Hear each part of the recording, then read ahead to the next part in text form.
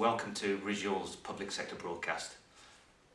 My name's Tim G and I'm the public sector lead here at Risual.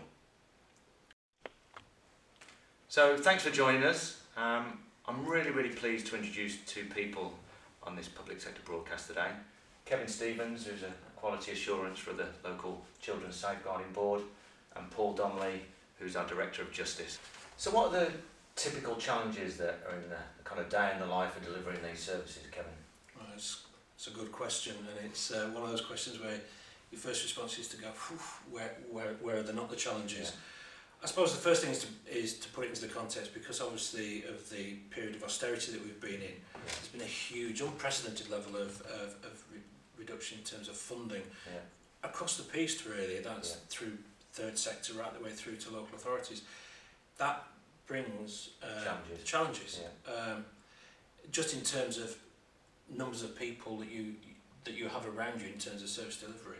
So the first challenge I suppose that brings is how are you more effective with less?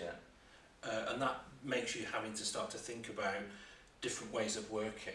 And I suppose if you could argue that there is a plus side of austerity, one of the plus side, and it's only a small plus I suppose, is that it's really made people realise that actually you've got to have connectivity. You can no longer sit there in your big local authority or your health sector thinking in silos. It's me and I only have to worry about how I deliver my bit. Actually, you no longer have that resource to do that in isolation. You become far more dependent on each other because of that.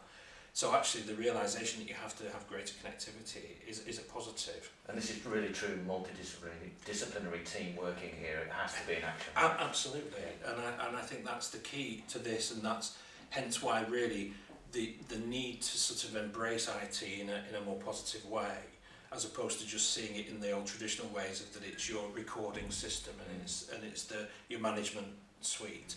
It's actually how do you begin to use that to be more creative. And that can be around how do you bring decision making, so instead of decisions having to go all the way up a tree, how do you sort of impart decision at a lower level? So some authorities are choosing to allow social workers to make decision making at a lower level. And really what Ali Munro in the review, she talked about that, it's about professional decision making.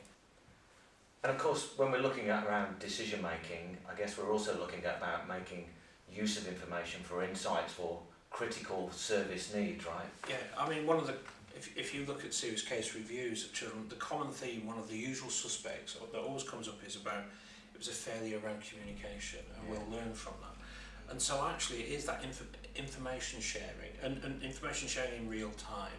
How do you do that, and how do you take that forward? Again, I think we do need to think about how our systems do that, and certainly the development of MASH and those sorts of things are assisting in that. The other thing is it's also about practice. It's about us looking at how do we make better practice. It's not necessarily always about individuals. It's about what is the model? What are the models that we use? So is this more about process or productivity, or both, a mixture of both? Or? I don't think it's necessary. I don't know if you can distill it down and say it's that or it's this. I think the key is that we have to look at how we historically have delivered and done things has to change, because we've reached a point where we know that isn't working anymore. So actually one of the things that we're looking for is to have innovation through the leadership they have. In Rotherham we've got a very enthusiastic new Director of Children's Services. He's passionate about bringing new things to Rotherham and looking at the way in which we're working. And I think that's one of the big challenges, is to say, a classic way you might want to manage is to say, what can I control and what can I deliver on?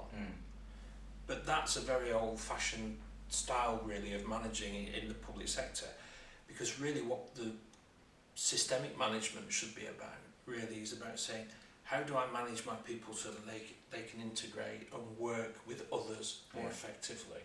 And I think that's one of the challenges. How do you take a workforce that are quite happy to sit in their own little world, I suppose, and do what they have to do? How do you shift that? Innovative thought, inspiration.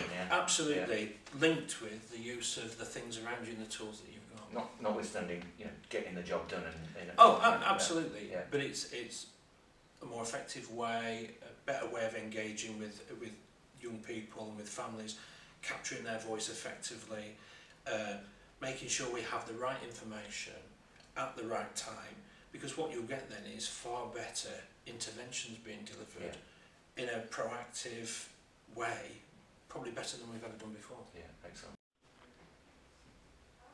So thanks for joining us today, and I really do hope you found some interest in the discussion that we had today.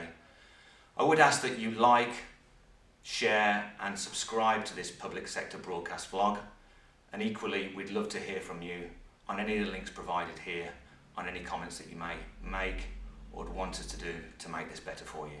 Thanks again.